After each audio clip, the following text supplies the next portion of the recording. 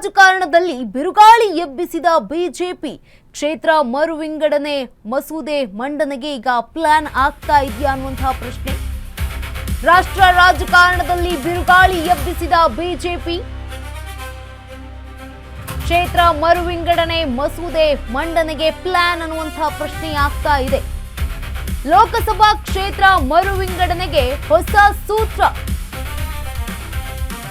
ಪ್ರಧಾನಿ ಆರ್ಥಿಕ ಸಲಹಾ ಮಂಡಳಿಯಿಂದ ಹೊಸ ಪ್ಲಾನ್ ಇದೀಗ. ಕ್ಷೇತ್ರ ಮರು ವಿಂಗಡಣೆ ಮಸೂದೆಗೆ ಪ್ಲಾನ್ ಬಿ ಅಳವಡಿಕೆಯಾಗ್ತಾ ಇದೆಯಂತೆ. ಇದೇ ಅಧಿವೇಶನದಲ್ಲಿ ಕ್ಷೇತ್ರ ಮರು ವಿಂಗಡಣೆ ಬಿಲ್ ಕೂಡ ಮಂಡನೆ. ಏನಿದು ಪ್ಲಾನ್ ಬಿ? ದಕ್ಷಿಣದ ರಾಜ್ಯಗಳಿಗೆ ಅನ್ಯಾಯ ಆಗಲ್ವಾ ಇದರಿಂದ? ರಾಷ್ಟ್ರ ರಾಜಕಾರಣದಲ್ಲಿ ಬಿರುಗಾಳಿ ಎಬ್ಬಿಸ್ತಾ ಇದೆ ಬಿಜೆಪಿ. ಕ್ಷೇತ್ರ ಮರು ವಿಂಗಡಣೆ ಮಸೂದೆ ಮಂಡನೆಗೆ ಪ್ಲಾನ್ ಆಗ್ತಾ ಇದೆಯಾ ಅನ್ನುವಂಥದ್ದು. ಲೋಕಸಭಾ ಕ್ಷೇತ್ರ ಮರು ವಿಂಗಡಣೆಗೆ ಹೊಸ ಸೂತ್ರ.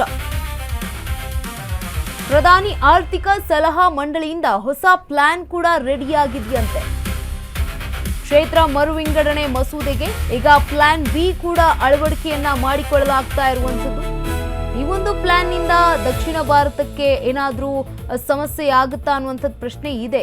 ಇದೇ ಅಧಿವೇಶನದಲ್ಲಿ ಕ್ಷೇತ್ರ ಮರು ವಿಂಗಡಣೆ ಬಿಲ್ ಕೂಡ ಮಂಡನೆ ಮಾಡಲಿದ್ದಾರಂತೆ ಕೇಂದ್ರ ಸರ್ಕಾರದಿಂದ. ಹಾಗಿದ್ರೆ ಏನದು ಪ್ಲಾನ್ ಬಿ? ದಕ್ಷಿಣದ ರಾಜ್ಯಗಳಿಗೆ ಇದರಿಂದ ಅನ್ಯಾಯ ಆಗಲ್ವಾ ಅನ್ನುವಂಥ ಪ್ರಶ್ನೆ ಇದೆ. ಅನ್ಯಾಯ ಆದ್ರೆ ಜನ ಅಂತೂ ಸುಮ್ಮನೆ ಬಿಡಲ್ಲ.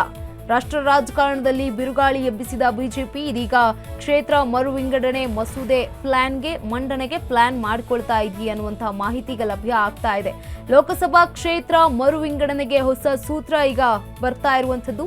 ಪ್ರಧಾನಿ ಆರ್ಥಿಕ ಸಲಹಾ ಮಂಡಳಿಯಿಂದ ಈ ಒಂದು ಹೊಸ ಪ್ಲಾನ್ ಕೂಡ ರೆಡಿ ಆಗಿರುವಂತದ್ದು. ಕ್ಷೇತ್ರ ಮರು ವಿಂಗಡಣೆ ಮಸೂದೆಗೆ ಪ್ಲಾನ್ ಬಿ ಯನ್ನ ಕೂಡ ಅಳವಡಿಕೆ ಮಾಡಿಕೊಂಡಿದೆ ಕೇಂದ್ರ ಸರ್ಕಾರ. ಡಿಲಿಮಿಟೇಷನ್ 543 ಕ್ಷೇತ್ರ ಟಾರ್ಗೆಟ್. ನಿರ್ದಿಷ್ಟ ಅವಧಿಗೆ 170 ಕ್ಷೇತ್ರಗಳನ್ನ ಮರು ವಿಂಗಡಿಸಲು ಮೋದಿ ಸಲಹೆ. 170 ದೊಡ್ಡ ಕ್ಷೇತ್ರಗಳನ್ನ ಮರು ವಿಂಗಡಣೆಗೆ ಮಾಡಲು ಸಲಹೆಯನ್ನ ನೀಡಿದ್ದಾರಂತೆ. 543 ಕ್ಷೇತ್ರಗಳನ್ನ 824ಕ್ಕೆ ಏರಿಸಲು 170 ಅಂತ ಹೇಳಲಾಗ್ತಾ ಇದೆ. 53 ಕ್ಷೇತ್ರಗಳನ್ನ 2 ಭಾಗ, 111 ಕ್ಷೇತ್ರಗಳನ್ನ 3 ಭಾಗವಾಗಿ ವಿಭಜಿಸಲು ಸಲಹೆ. ಡಾಕ್ಟರ್ ಶಮಿಕಾ ರವಿ, ಮುದೀತ್ ಕಪೂರ್ ನೇತೃತ್ವದ ಸಮಿತಿ ವರದಿಯಲ್ಲಿ ಪ್ರಸ್ತಾಪ ಆಗಿದೆ ಮೋದಿ ಅವರ ಮುಂದೆ. ಹಾಗಿದ್ರೆ ಏನಿದು ಹೊಸ ಸೂತ್ರ? ಏನಿದೆ ಈ ಒಂದು ಡಿಲಿಮಿಟೇಷನ್ ನಲ್ಲಿ ಅನ್ನುವಂತಹ ಸೂತ್ರ ಗಮನಿಸ್ತಾ ಹೋಗೋದಾದ್ರೆ,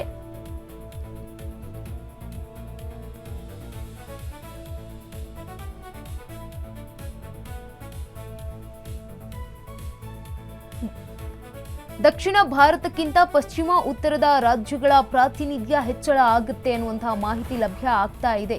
ದಕ್ಷಿಣ ಭಾರತದ ಪ್ರಾತಿನಿಧ್ಯ 23% ಏರಿಕೆ ಆಗುತ್ತೆ. ಮೊದಲು 543 ಕ್ಷೇತ್ರ ಟಾರ್ಗೆಟ್ ಅಲ್ಲ, ಈಗ 170 ಕ್ಷೇತ್ರ ಟಾರ್ಗೆಟ್ ಆಗಿರುವಂಥದ್ದು.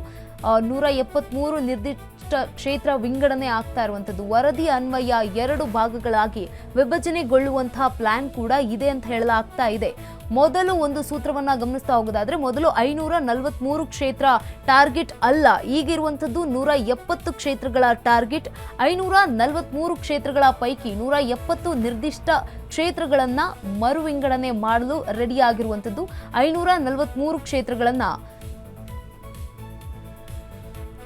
824ಕ್ಕೆ ಏರಿಸಲು 170 ನಿರ್ದಿಷ್ಟ ಕ್ಷೇತ್ರ ವಿಂಗಡಣೆ ಆಗುವಂಥದ್ದು. 59 ಕ್ಷೇತ್ರಗಳನ್ನ 2 ಭಾಗ, 111 ಕ್ಷೇತ್ರಗಳನ್ನ 3 ಭಾಗವಾಗಿ ವಿಭಜನೆ ಮಾಡೋದಕ್ಕೆ ರೆಡಿ ಆಗಿರುವಂಥದ್ದು. ವರದಿ ಅನ್ವಯ 2 ಭಾಗಗಳಾಗಿ ವಿಭಜನೆಗೊಳ್ಳುವಂತಹ ಪ್ಲಾನ್ ಇದಾಗಿದೆ. 59 ಕ್ಷೇತ್ರಗಳ ಪೈಕಿ ಕೇರಳ, ತಮಿಳುನಾಡು ಹಾಗೂ ರಾಜ್ಯಗಳೇ 22 ಕ್ಷೇತ್ರ ರಚನೆಗೆ ಮುಂದಾಗಿರುವಂಥದ್ದು. 3 ಭಾಗಗಳಾಗಿ ವಿಭಜನೆಗೊಳ್ಳಲಿರುವ 111 ಸಂಸತ್ ಕ್ಷೇತ್ರಗಳು. ಈ ಪೈಕಿ ಯುಪಿಗೆ 17, ಮಹಾರಾಷ್ಟ್ರಕ್ಕೆ 12, ಬಿಹಾರ 10, ಜೊತೆಗೆ ಬಂಗಾಳದ 10 ಕ್ಷೇತ್ರ.